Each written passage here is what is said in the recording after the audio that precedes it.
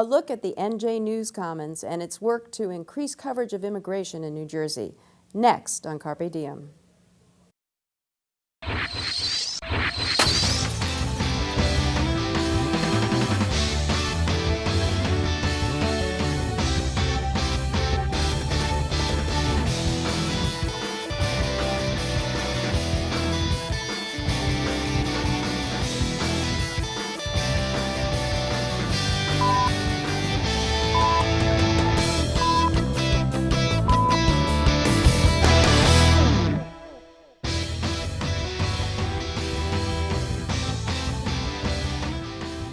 New Jersey ranks 5th in the country for the number of foreign-born residents and 3rd for the percentage of people born outside the U.S. But press coverage of immigration in New Jersey is a shadow of what it is in border states like Texas and California. I'm Debbie Gallant, director of the NJ News Commons, a project to get news media in the state to collaborate and cooperate. I'm here to talk about one of our initiatives, the Immigration Project, which endeavors to tell the story of immigrants in the state. With me are two of my partners in the project, Terrence McDonald of the Jersey Journal and Beverly Peterson of the School of Communication and Media at Montclair State. Welcome. Great, thanks. So Terrence, you joined the project partly because of the fact that you work in Jersey City. Yes. And Ellis Island is in Yes. Jersey City. Mm-hmm. So talk about about that part of it and what you thought you might be able to bring to the project because of the special role that Jersey City has. Well, Ellis Island obviously is kind of an icon in American history, the gateway for 12 million immigrants when it was an immigration station. Back in 1890, when the federal government took over all the immigration laws, they started having all the immigrants come into Ellis Island. And I was curious about how Ellis Island fits into America's new vision for immigrants. Immigration has kind of moved to the borders and moved to airports, and they don't really come in through Ellis Island anymore. So I was interested to see kind of how different immigration is from back in the 19th century and early 20th century versus now. And I wonder if that old Ellis Island and the museum has sort of romanticized an earlier era of immigration with Italians and Irish and Jews that now people, like I'm a second generation, feel very comfortable and this becomes ethnic, but that today's immigrants are often vilified. Can you talk at all about those two different themes running through Ellis Island and Jersey City? Definitely. I mean, when you go to Ellis Island now, you see hordes of people kind of poring over immigration records to kind of find, their ancestors and when their ancestors came in and to find their name in the little logbooks. But many of these same people think of immigration today as something different, something more negative. So they really would be there looking up their history of their own grandparents and yet maybe vote against an immigration law or think that an immigration law providing legal immigration is a bad thing. Yes, absolutely. Because they feel that it's become something different. When Steve Lonegan, the Senate candidate this year, ran against Cory Booker, came to Jersey City the day before the special election, and he talked about his ancestors coming in through Ellis Island, and that's why he wanted to be in Jersey City on the final day of the campaign. But he also said that he favors very strict immigration laws for today's immigrants. So I thought that was a kind of a strange juxtaposition. But he feels perfectly confident that he says that it's a different world now, and so the laws needs to be different to kind of accommodate that. So recently there's been some news in Jersey City having to do with immigration. Yes. Very, very recent. Tell us about that. Well, Jersey City has a new mayor, Steve Fulop, who was elected in May and took office on July 1st.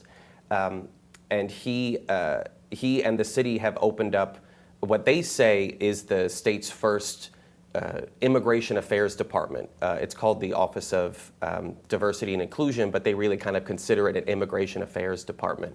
And it's staffed by two city workers who want to try to reach out to the various immigrant communities in Jersey City and make them aware of all the services that the city provides and that the school district provides.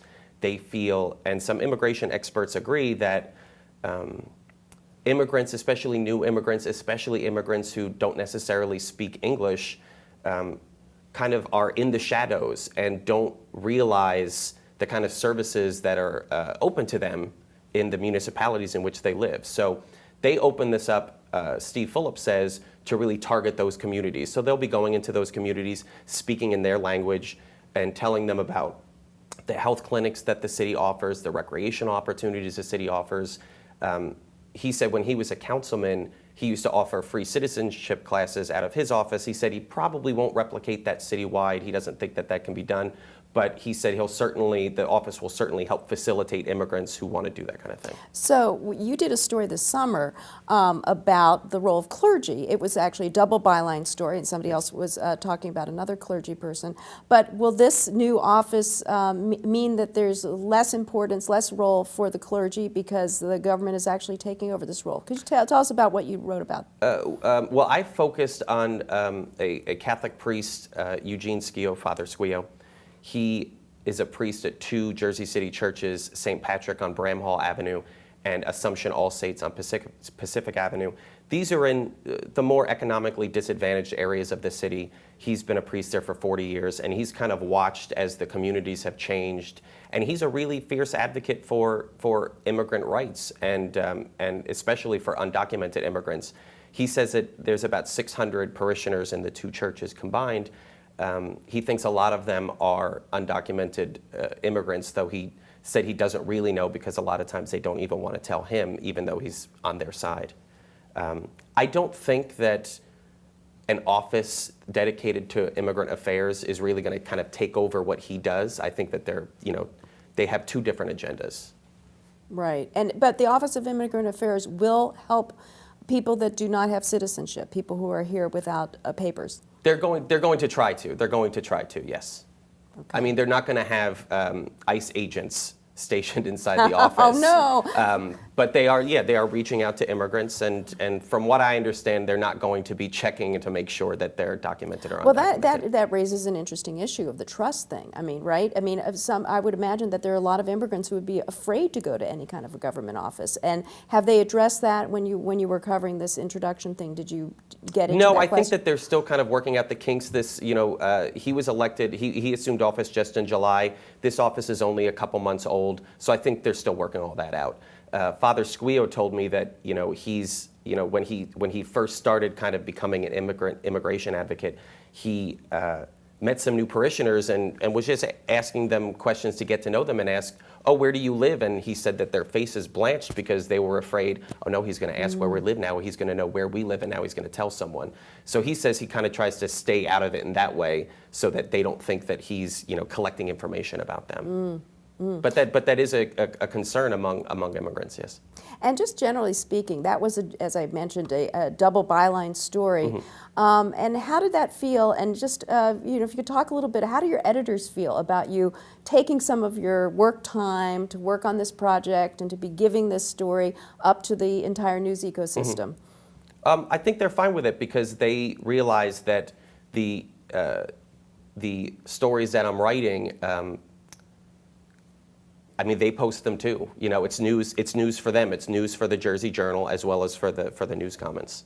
And the Jersey Journal, which is carried on NJ.com, NJ.com has been very generous in terms of contributing content overall to the New Jersey news ecosystem through a project that we have called the Story Exchange. So it's not surprising that they would be cooperative in that way. No, it's good for them and it's good for for the everybody. News comments, yes. Right.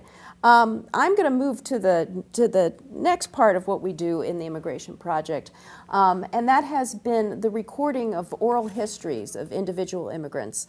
Let's roll one by a senior in the School of Communication and Media, Sophie Chavez.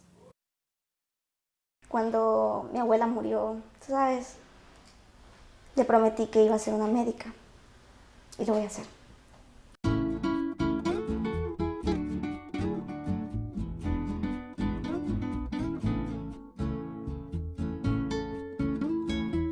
I'm 18 years old.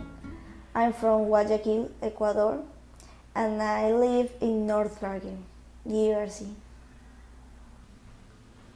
La diferencia es bien grande.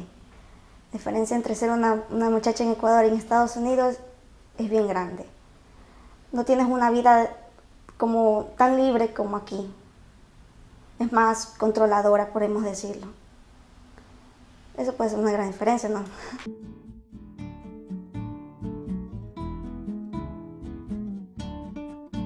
You have to change the classes every hour, every period, and you have to know very different people and different countries, from different countries. And in Ecuador, it's the same people, no?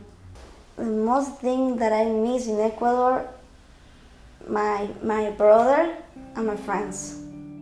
Bueno, cuando tenía 7 años, a mi abuela le detectaron que tenía cáncer por aquí, la garganta. Entonces ella tuvo una operación. Hicieron un... No puedo. Hicieron un hueco aquí.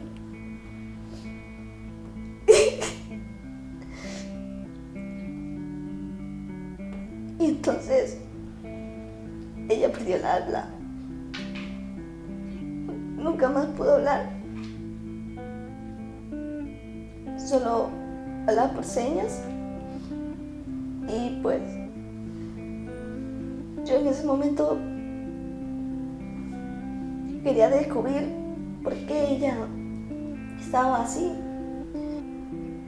Yo le hice la promesa de que cuando iba a ser grande, yo iba a ser médico para ayudar a las personas como ella que se sentían muy mal y poderlas curar. I'm ready to be a doctor, but I have to take 2 years in a community college to learn English. And then I have to go to the university to study biology in the bachelor, and then going to the medicine school. But nothing is easy in life. So I can't do that.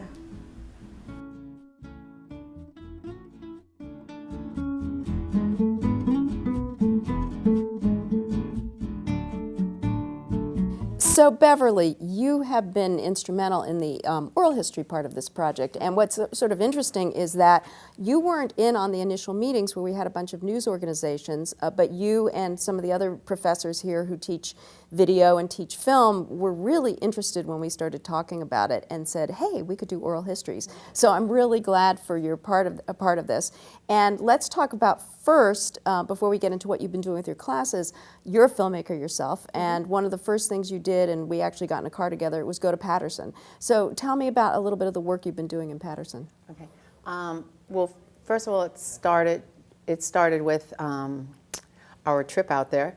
And I guess what happened is I have a tendency to make films about things that sort of happen in my life, like things that are important to me, and how the impact of history, the impact of culture on us. And all of my films have been about that. In this case, I was really, really interested in immigration for several years. So my father was born and raised in Cuba. Did I ever take advantage of, finding anything out about that when he was alive? No. My mother, a lot of her family immigrated from Mexico. Do I know anything about that? No. So I had gotten really interested in that. And when Paterson came up, and I heard about the project, I was like, this is great. This is a great chance to do something that I think everybody's really interested in. Like, where did I come from? Who am I? Because we all have that in us. So, and it was interesting because I was out in California this summer, and I was talking to my sister and her husband about the Paterson Project, and my brother-in-law, who is a nuclear physicist in Palo Alto, said, oh yeah, well, when we first came from Turkey, my father and I came through Paterson. So, and we worked in a factory, and then when we went on. So, Paterson has this fabric of, it's got a huge Syrian population, it's got a huge Turkish population, huge population from Bangladesh. And one of the people that you're working with, Jay Rahman, was from, his community is Bangladeshi, which was really fascinating. So I got a chance to start with that community. And they are, one of the people that we interviewed with is seeking asylum. And like many of us, I guess, I assume that if somebody's coming from a country where their life is in danger, they're clearly, facing imminent death if they go back, that they ask for asylum and that there's a process. And I had no idea how complicated it was. So that I think is what really hooked me in. And it was interesting because I've been working on that same story with the other reporter, Jay, and so I followed that story, and it's quite complex, and he's all these different detentions that he's been through, and really all the history of the how dangerous it is to be there if you're a political outsider. And then I just recently saw some of the film that you took, and it was in Bangladeshi. Is that the name of the language? Or, but so how do you do an interview when the person is speaking a different language? Well, first of all, Jay, who's a reporter, was doing the actual interview because he speaks the language. It was much easier. And we could have done it through an interpreter, but it would have been much more complicated, and there would have been a lot of less immediacy. And what I wanted to do, I mean, I come from this with you give to your community. I have skills, I give them to the community. So it wasn't about, I can do my own piece about seeking my Cuban father, you know what I mean? This was really about helping people to tell their story, really helping the community. So I wanted Jay to be able to do this, and he doesn't have those skills, so I was able to bring them. And you can feel the tension in a room. You know the emotion in a room. You know when to zoom, when not to. And it's the same as editing. When you go to edit, you understand what's going on. But a lot of that interview is really his. That's really his. Right. Yeah. Now, tell us a little bit about what you're doing in your classes. First, in the documentary class. Sure.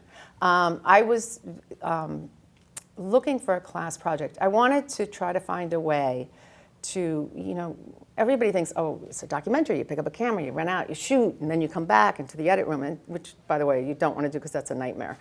But I wanted them to be able to, they research documentaries. They look into, how do I find a story? How do I find information about it? Which is why I want you to come to my class.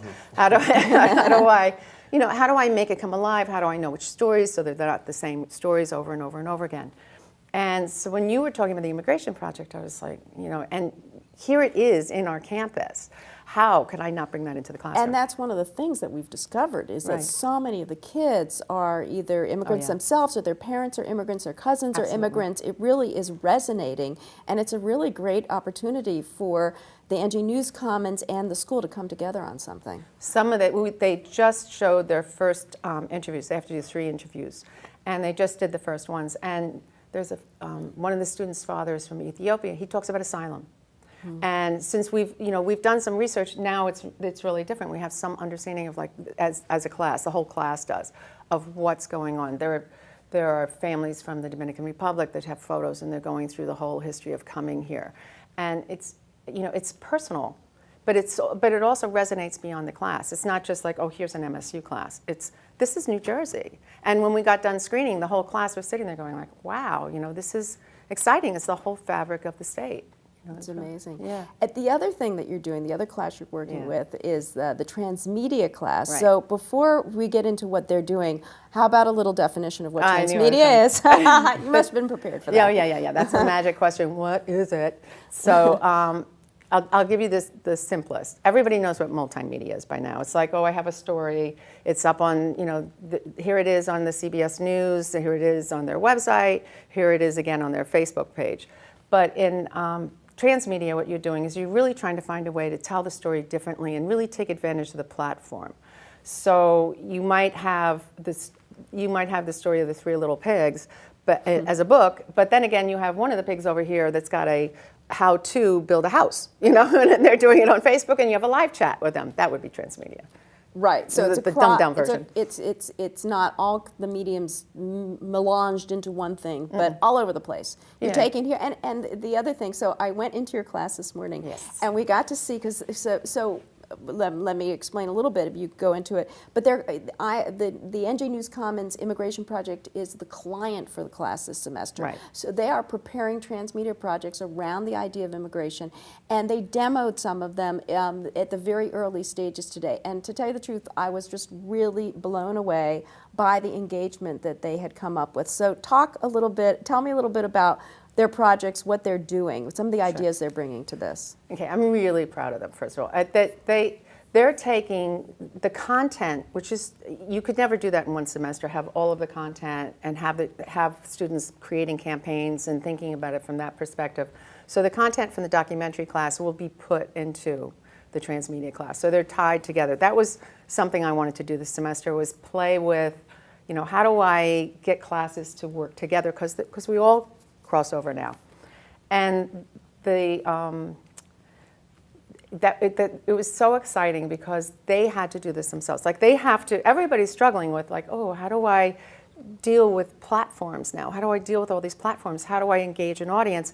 And they had to do that. I mean, on their own. I gave them guidelines, I gave them help, but they really had to do it. They had to come up with one of the ideas is a podcast. This is a favorite. A podcast called Passing the Ladle, in which they find grandmothers, they find, people still Basically cooking. a cooking show. It's a cooking show, but it's a cooking show with a different flavor. With the flavor, but where you'd have grandmothers basically Right. in the kitchen, and Nana. then maybe being interviewed by their grandchildren who Absolutely. are the age of our students, and talk, and then it would also segue into you'd be able to get the recipe, I thought when I was watching that one today that could work in really nicely with there's a site that's part of the News Commons called Ethnic New Jersey that is that maps all the ethnic restaurants in the state, and in fact he's been involved in the project as well. But that could be a wonderful component of his site as well as the immigration project. It could be just a wonderful thing. Right. So then there was one that was a scavenger hunt. Right. So what was the idea behind Well, that the one? scavenger hunt was, and actually after you left, they worked on it some more, trying to figure out their audience. And I still think that one's going to be best for educational tool. And the idea is that they can go out and they have a cell phone and they have maps. And when they get into a certain area, the map pops up and gives them a clue. And they go off in search of it might be something at Ellis Island that they have to hunt down. And they come back and they get a QR code, so they get noted. And at the end, they gather points and they win something. But I think that would be a great way to have kids learning history. I mean, I'm on the founding board. I was a founding board member of a charter school for immigrant children in Staten Island. I mean, for sixth graders, that's a no-brainer for me. That's something I would love. And then there was, I believe, an interactive sort of game or challenge where you would have to, as the audience, see what it's like to be an immigrant and have to go through all these different steps that you have to go through. Right. And that would be real world as well. That would be, say, one of the people that we're focusing on in the documentary class would be used for that. It's like, do you do this or do you do that? Well, this is what happens. Right. And then there was one on music. The music one I we're love. hoping, and then talk about that one a little bit. Sure. Yeah. Well, one of the ideas is that it would be a screen that you come to, and there's say a tenement building, and there's windows. And as you scroll over the windows, you hear music from different areas, because that's how we live now. Especially in Jersey City. I mean, that's how we live. And certainly in Staten Island, that's how we live. So you would hear music from here, you'd hear music from there. They want to find certain musicians and have different things going on with them. I think it's gonna be great. So, I mean, you could actually, in terms of an interface, click on a Yes. window, and it would bring you to an interview with a musician, and then you might see a documentary, an oral history about that musician and what it was like to come here, and that kind of thing. Right. So it could be music from Iran. It could be music from any place. Right. Yeah. One of the things that I think is really interesting and needed in journalism, journalism is hitting tough times. And one of the things that I think is really true is that journalism is competing against every form of online entertainment that there is. Not even online, every form of entertainment that there is. And to get people, I mean, journalism is kind of like the vegetables, of the diet, whereas Angry Birds is the candy. And so I think we can learn from this. That was really what I was thinking when when I was in this thing, and was just say how fun it would be and how useful it would be to all the partners in the News Commons to really learn some of these techniques and start thinking outside the box. Well, it's got to have content. It's got to have information. So how do you take that information and get an audience? And the trick to transmedia that's different is it's really about getting people engaged. It has to be interactive. The audience has to be part of the story.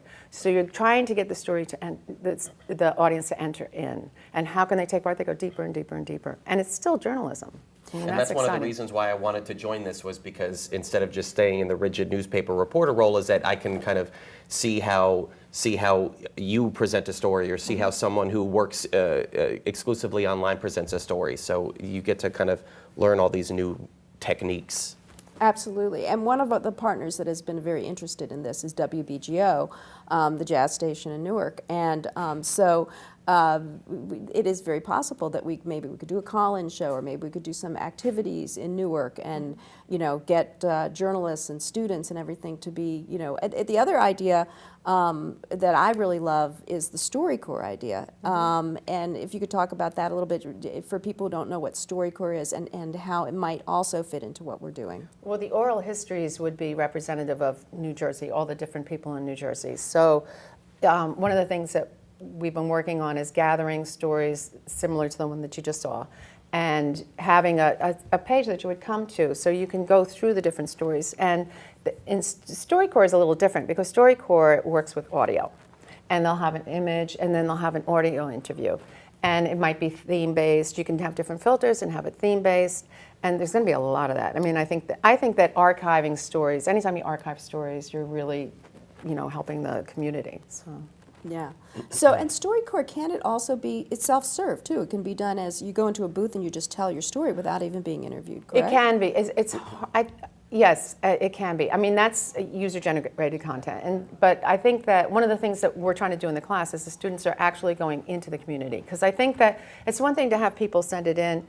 I may not be as engaged in doing that, but if you go right into the communities and you're talking to people and you're helping them and you're teaching them the skills that they can do this themselves, I think it gets really exciting. I mean, I think that you can go into church groups, you can go into, any kind of advocacy group that would be thrilled to have that. I think it's incredible what you guys are doing. Well, that's it for this edition of Carpe Diem. Thanks to Terrence McDonald of the Jersey Journal and to Beverly Peterson of the School of Communication and Media at Montclair State. You can find the Immigration Project at njnewscommons.org/immigration. For more information on this show, please write to carpediem@mail.montclair.edu or call 973-655-5158.